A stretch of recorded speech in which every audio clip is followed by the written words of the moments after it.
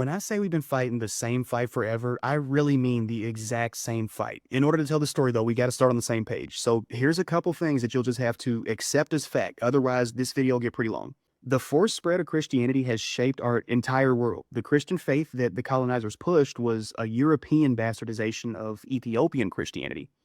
Rome rewrote the religion to emphasize obedience and subservience rather than the original Christian message of communal empowerment and harmony.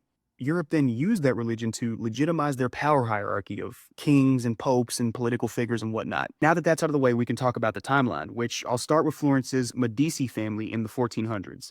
The Medicis were rich. They funded the church, which allowed them to control much of the European world. There were some other families with similar stories, but the general takeaway is that the money to power model was solidified during this time. These families essentially owned the government, and they used their power to decide what wars to fight and who wore a crown and which bishops rose to power. The rich controlled everything. All throughout the 15 and 1600s, we saw colonial expansion boom.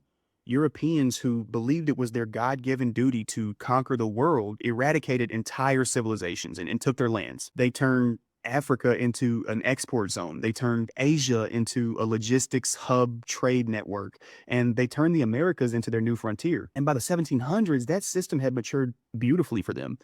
Slaves powered the machine, the middle class managed it for scraps, and the rich got rich enough to break from the crown. Now, by the 1800s, the Rockefellers and the Carnegies and the Vanderbilts, they were the new big dogs, byproducts of the elite families before them. But they streamlined global capitalism using the same religion that they spent centuries creating as a Trojan horse. But they streamlined the economy to only benefit them, not knowing that it would cause the global depression of the 1920s. Their greed tanked not just America's economy, but the entire world. A lot of people don't know that.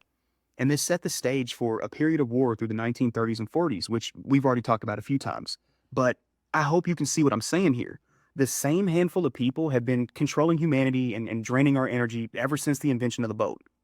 These rich people didn't just happen upon their fortunes. Their climb to power has been at the detriment of humanity. Every single time there's an economic struggle, their greed is to blame. Yet every single time there's an economic boom, we forget to keep an eye on them, and the cycle just repeats itself. That's why I say we have been fighting the same exact fight for ages. And the only difference now is that we can all see the cycle restarting right in front of our eyes, and we have the power to choose whether or not that cycle breaks.